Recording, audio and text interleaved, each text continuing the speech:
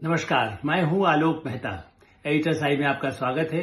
हमारा अनुरोध है कि आप एडिटर्स आई देखें, लाइक करें, सब्सक्राइब करें, मित्रों को, ग्रुप्स को फॉरवर्ड करें और उनसे भी आग्रह करें कि वे भी सब्सक्राइब करें ताकि नियमित रूप से उन तक हमारी बात पहुंच सके और उनकी राय, उनके कमेंट्स, उनके सुझाव, उनकी आलोचना, उनकी जो अच्छा लगे वो या बुरा लगे, उनके कमेंट्स मिलने से हमें अपनी बातों को आगे रखने में भी सुविधा होगी और आपकी बात का तो हमेशा स्वागत है ही। भारत अमेरिकी संबंधों में बड़ा ही रोल निभाने वाले निकले जासूस, कितनी गंभीर बात है। एशले टेलिस, बड़ा भारत में चर्चा रही जॉर्ज बुश जब राष्ट्रपति रहे कि न्यूक्लियर डील में इस भारतीय मूल के, मुंबई में जन्मा हुआ है भारतीय मूल का, अमेरिका में बसा हुआ, और निकला किसका? अमेरिका और भारत के संबंध बढ़ाने के लिए, बल्कि वहां के विदेश मंत्रालय में भी काम किया। और चीन का जो जाल है, चीन का जो तंत्र है अमेरिका में, उसको इसीलिए सबसे बड़ी चुनौती अमेरिका से, भारत से तो जो है पड़ोसी देश के नाते, लेकिन अमेरिका से उसने उस एशले टेलिस को अपना बना लिया, जासूस बना लिया। बहुत गंभीर आरोप है और हम नहीं कह रहे, हम चाइना विरोधी, आप कह सकते हैं कि चाइना के जासूस भारत में जो पकड़े गए थे, तब भी अपनी स्टोरी मैंने की थी अपने ही सीवी प्रोग्राम में, बहुत पहले वो पत्रकार था।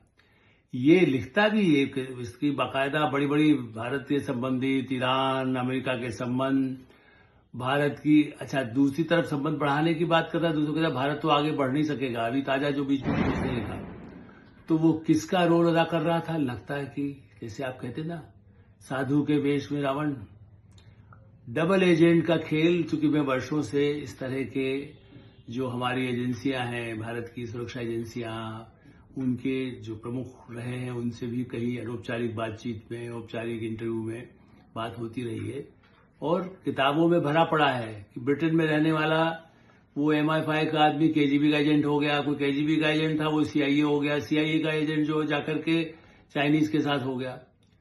लगता यही है कि इसको पहले FBI, CIA ने भी कुछ मदद, क्योंकि नेचुरली जब भारत साथ साथ संबंध बढ़ाने के लिए बुश के साथ काम कर रहा था तो सही उनको लगा था कि ये आदमी हमारे लिए उपयोगी होगा, लेकिन वो डबल एजेंट बन गया। उसके पास सैकड़ों पेज के दस्तावेज मिले हैं। ये बात है कि वो आरोप का खंडन कर रहा है, मैं इसलिए इस प्रोग्राम में ये स्पष्ट करूंगा। जैसा न्यायालय करता है, वो कहता है कि भाई अभी पूरा सजा नहीं मिली, गिरफ्तार हो चुका है, इसलिए मेरे इस बात पर तो ये नहीं कह सकते कि आरोप नहीं है। और वो अमेरिकी एजेंसियों का, सुरक्षा एजेंसियों का, वहां के FBI का, वहां के CIA का जो पुराने अधिकारी हैं, उन्होंने भी माना है कि जिस तरह से पिछले कुछ 1-2 वर्षों में उसकी जो गतिविधियां रही और कुछ ऐसे डॉक्यूमेंट उसके पास क्लासिफाइड जो भारत में भी हैं, जिसमें आपको, भारत में भी इसी तरह ऑफिशियल सीक्रेट एक्ट है भारत में, वहां भी ऐसा गोपनीयता कानून है जो सुरक्षा से संबंधित हो, जो सेना के संबंधित हो, जो रणनीति के संबंधित हो, अमेरिका की हो, अमेरिका की अंतर्राष्ट्रीय राजनीति के लिए हो, ऐसे कुछ दस्तावेजों का भंडार उसके पास मिला है। अब उसके वकील तो कह ही रहे कि निर्दोष है, उसका कुछ ऐसा नहीं है। नहीं, बड़ा से बड़ा हत्यारा, बड़ा से बड़ा आतंकवादी हो, बड़ा से बड़ा नक्सली हो, तो ये कहता है कि हमारा कोई अपराध नहीं है। इस दृष्टि से, लेकिन ये गंभीर भारत के लिए चिंता का विषय इसलिए होना चाहिए कि भारत में कई बार हमारे राहुल गांधी हो या बीजेपी के नेता हो या समाजवादी हो, चाहे दूसरे नेता हो, वो बार बार कई बार ऐसा कहते हैं अमेरिका में कर दिया है। चूंकि रोज राहुल गांधी कहते हैं ये बुश, उन्होंने, ट्रंप ने कहा, मतलब सही है। अब ट्रंप को सही माने लगे। इसी तरह से जो कुछ वहां के लोग, वहां के थिंक टैंक, ये भी थिंक टैंक में था। देखिए, ऐसे लोग जो ब्रीफिंग है, हम खाली सरोस करते हैं, वो भी, और कुछ तो उनके लोग पहले चाइना में बैठ करके काम करते हैं। वो अमेरिका के लिए करते हैं कि चाइना के लिए करते हैं, ये आज भी संदिग्ध है। इवन कोविड के समय में, यदि आप लोगों को ध्यान हो, मैंने भी अपने कई टिप्पणियों में इस बात का जिक्र किया था कि जो यदि वो प्रयोग कर रहे हैं उस तरह के वायरस का जो प्रयोग, अमेरिका जो सोच रहा था कि चाइना में प्रयोगशाला में हो रहा है, तो अमेरिका ने भी उसको ग्रांट तक दी थी। तो अमेरिका में बैठे हुए व्यक्ति को, जिसने भारत के न्यूक्लियर डील के लिए, याद करिए doctor Manmohan Singh, George Bush के समय न्यूक्लियर डॉक्ट्रिन जिसको कह सकते हैं, उस पर उसने बड़ा रिसर्च करके, तो वो उस तरह का सामान तो उसने चीन को बताया ही होगा कि भारत अमेरिका के बीच क्या है। लेकिन इसके अलावा भी ताजे कुछ डॉक्यूमेंट्स को उसने जो कुछ किया है, हो सकता है पहले हो या न हो, लेकिन वर्तमान जिस तरह से उसकी गिरफ्तारी हुई है, ये बहुत एक गंभीर और चिंता का विषय भारत में। लोग इसकी चर्चा कम कर रहे हैं, अखबारों में थोड़ी रिपोर्ट आई है, कल रात को भी देखा तो कई पत्रकारों को भी उसका, कुछ अखबारों जरूर फ्रंट पेज पर उसको उठाया है, लेकिन वही कि अमेरिका, इंडियन ओरिजिन का अमेरिकन जो है उस पर इस तरह के आरोप आए। लेकिन मैं चूंकि ऐसे जासूसी के जाल को बहुत ही गंभीर मानता हूं, भारत जिस समय पाकिस्तान के साथ, चीन के साथ जिस तरह की तनाव जब रहा है सीमाओं पर, उस पर भारतीय मूल का मतलब कह सकते हैं वेश वाला व्यक्ति, भारतीय मूल का ही मान करके अमेरिकन, और वो भारत नहीं अमेरिका विरोधी भी काम चीन के लिए कर रहा है, और इसीलिए अमेरिका ने गिरफ्तार, उसको 10 साल की सजा का प्रावधान है जिन धाराओं में उसको गिरफ्तार किया गया है। लाखों डॉलर का जुर्माना अपनी जगह होगा, लेकिन अभी तो गिरफ्तारी के बाद अब देशों से अभी तो छूटेगा नहीं जब तक वो फैसला नहीं आता, और जमानत होती है, क्या होगा उसके वकील ने अपनी बड़ी दलीलें दी हैं। लेकिन मैंने जितना उसके बारे में जो रिपोर्ट्स वहां की है उसको देखा, जो वहां के मीडिया में या एजेंसियों ने जो दिया है, इसलिए मैं उसको सरल ढंग से ही अपने दर्शकों के लिए रख रहा हूं।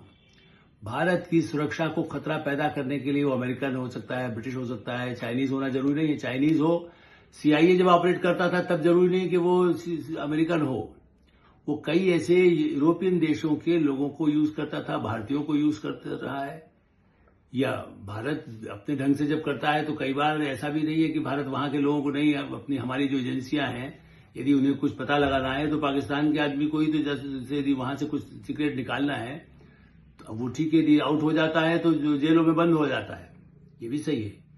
ये भी वही स्थिति हुई है। चीन के लिए जासूसी करते हुए टेलिस का पकड़ा जाना इस बात का प्रमाण है, और ये मैं आज नहीं है, आप यदि मेरे पुराने कई लेख पढ़ेंगे जो मेरी किताबों में भी है, भारत से अधिक चीन अमेरिका के लिए खतरा हमेशा रहा है। वहां का कैसे चोरी किया जाए टेक्नोलॉजी को, कितने ही चाइनीज वहां जो चाइना से भेजते हैं, लोग कहते हैं चाइना अमेरिका भेज देता है, इन्वेस्टमेंट भी कर देता है, कंपनियां बनाकर भेज देता है, और वो वहां के फार्मूले को चोरी कर लेते हैं, और उनको चोरी करते हुए पकड़े गए, जेलों में बंद रहे हैं। मैं संख्या इस समय मैं नहीं, लेकिन मैंने पहले लिखा है कि कितने लोग पकड़े जाते हैं। तो चाइनीज लगातार ये कोशिश करते रहे। पहले ये सही है कि सोवियत भी करता होगा, चूंकि रशिया के साथ भी उनके तनाव तो रहते। जब सोवियत संघ था तब जैसा मैंने कहा केजीबी तो आज भी है, पुतिन तो केजीबी से ही आए हुए प्रमुख रहे हैं, केजीबी के ही प्रमुख थे, तो उनके पास सारी सूचनाएं, काम करने का तंत्र। केजीबी के रहस्योद्घाटन बाहर पर्दाफाश कम होता था, सीआईए का, MI5 का दुनिया में बहुत हुआ, चूंकि पारदर्शिता बहुत मुश्किल है केजीबी के डॉक्यूमेंट्स पुराने निकालने भी, किताबें फिर भी उस पर आई हैं।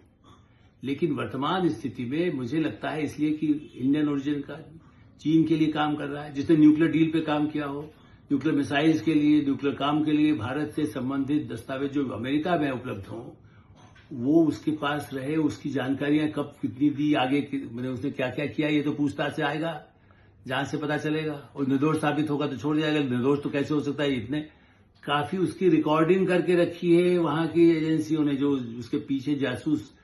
एक चीनी शंका होने के बाद हमारी एजेंसियां क्या करती है, उसके पीछे लगाती है अपनी गुप्त एजेंसी को, और ऐसे लोगों को जिससे कि पता चल सके कि वो क्या कर रहा है। तो महीनों तक उसका पीछा करने के बाद इसके ऊपर हाथ डाला गया, और उसको जैसे कह सकते हैं 64 वर्षीय, 64 ईयर्स ओल्ड है, कुछ ज्यादा नहीं है, ऐसा मिडिल एज में उसको कुछ समय में उसको चाइना ने बड़े पैमाने पर कुछ लेन देन कितना हुआ ये सब भी आएगा। अभी तो कुछ उसका पुष्ट जिसको कह सकते हैं, कुछ जानकारी हो गई कि क्या बैग दिया था, क्या बैग लिया था, जिस चाइनीज से मुलाकात किसी होटल में डिनर में उसने किया। मैं इसलिए मानता हूं एजेंसियां जो वहां पर प्राथमिकी दर्ज की है उसमें जो कुछ है, हो सकता है वो प्रमाण कितना होगा नहीं होगा, हम इसीलिए मैं उस पर नहीं जा रहा हूं। चिंता का विषय ये है कि अमेरिका में भी ऐसे जो लोग हैं जो शुभचिंतक बनते हैं, हो सकता है भारत के भी शुभचिंतक बनते हो, उनसे सतर्क रहिए, उनसे अलर्ट रहिए। खाली परदेसी है वो कौन, जैसे हम कहते हैं ना, हमारे महात्मा गांधी ने भी कहा है कि हम तो रेसिज्म में विश्वास नहीं करते, जात पात में विश्वास नहीं करते। तो फिर उनकी यदि जिसको कहते हैं ना गोरी चमड़ी वाले, आप वो देख के आज भी वो मानसिकता होता ना, मैं अंग्रेजी में यदि कुछ छपा है वहां पर तो तुरंत निगल लीजिए, पीक दाने भारत क्या। यदि एसटी टेलिस ने कुछ लिखा भारत के अखबार तुरंत उठा करके देखिए विशेषज्ञ ने ये कहा, टेलीविजन चैनल में उसको बुला करके एक्सपर्ट की तरह बुलाया जाए। सतर्क रहिए कि आपको उसे कितनी सूचनाएं आपकी ले रहा है और कितनी दे रहा है। पाकिस्तान हो, चीन हो या यूरोपियन देशों में भी वो भी अपने हिसाब से अपने आर्थिक तंत्र की जासूसी का काम तो करते ही हैं। भारत की कंपनियों के खिलाफ जो षड्यंत्र करके उसको दुष्प्रचार करके उनको कैसे मार्केट में डाउन किया जाए इकोनॉमी को। और जैसे टेलिस ने हाल ही में कि देखिए, मैंने एक विदेशी एजेंसी में बाकायदा उसका पूरा भाषण भी रिपोर्टेड है हाल के दिनों में। उसने क्या कहा कि भारत कहता तो है, बड़ी बातें सोचता है, लेकिन कर नहीं सकेगा, ये जो कुछ दिखाया जा रहा है वैसा होगा नहीं। अब हो सकता है भारत के जो नेता हैं हमारे प्रतिपक्ष के, वो सब उसी की ऐसे लोगों की बातें सुन के आते होंगे कि कह रहे हैं लेकिन ऐसा करेंगे नहीं। भाई, अमेरिकन एडमिनिस्ट्रेशन कह रहा है, वर्ल्ड बैंक कह रहा है, इंटरनेशनल मॉनिटरी फंड कह रहा है, लोग यहां आकर के देख रहे हैं, उनकी एम्बेसी यहां पर है, सब झूठे हैं। खाली ऐसे जो धोखेबाज चीन के जासूस बने हुए हैं, भारत के नाम पर भारत मूल का होने का कह करके करोड़ों रुपया के जो भी हेराफेरी की गई, उसमें क्या मिला कोई जरूरी नहीं है।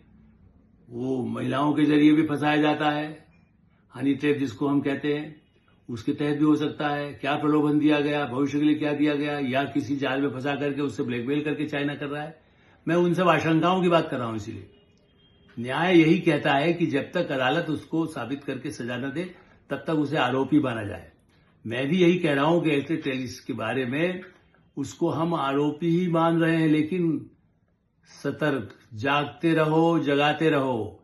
भारत के हित के लिए जासूस, भारत विरोधी पश्चिमी देशों में हो, अमेरिका में हो, और वहां से जो फंडिंग होती है भारत के मीडिया के नाम पर, भारत के थिंक टैंक, क्योंकि ये भी थिंक टैंक, देखिए भारत के थिंक टैंक पर इसलिए निगाह है ना, एनजीओ पर क्यों निगाह है? क्योंकि वही लोग कभी नक्सल को सपोर्ट करते हैं, कभी टेररिस्ट को सपोर्ट करते हैं, कभी किसी को डायरेक्टली सपोर्ट करते हैं, फिर बाद में भारत में गड़बड़ हो, भारत में अस्थिरता हो, भारत के न्यूक्लियर के प्रोग्राम में कहीं न कहीं गड़बड़ हो, चाइना सतर्क हो, चाइना पहले से काउंटर करे, पाकिस्तान काउंटर करे या अमेरिका काउंटर करे अपने सौदा करने के लिए, डिफेंस हथियार बेचने के लिए। तो इसलिए मुझे लगता है कि बहुत गंभीर विषय है, इसको आसानी से किनारे नहीं किया जाना चाहिए, उसे गंभीरता से लिया जाना चाहिए। उम्मीद है कि भारत सरकार, सुरक्षा एजेंसियां भी इस मामले में और भी ब्यौरा अपने हितों के हिसाब से, भारत के दूतावास भी वहां पर है, प्रधानमंत्री नरेंद्र मोदी और विदेश मंत्री एस जयशंकर के विदेशों में जितने और अमेरिका में भी इतने सूत्र हैं भारत के साथ। एफबीआई का तो भारत में भी मतलब बाकायदा प्रतिनिधि रहता है, जो हमारे दूतावास से संबंधित डायरेक्टली उसको कहा नहीं जाता लेकिन रहता है। तो उससे और अन्य जानकारियों से भारत के पास पूरी जानकारी उपलब्ध कराने की कोशिश अवश्य होना चाहिए और हो ही रही होगी, ऐसा मेरा विश्वास है। HSI में यहीं विराम देते हैं। HSI आप देखते रहें, लाइक करें, सब्सक्राइब करें, मित्रों को उसको फॉरवर्ड करें और आपकी कोई राय हो तो अवश्य अवगत कराएं।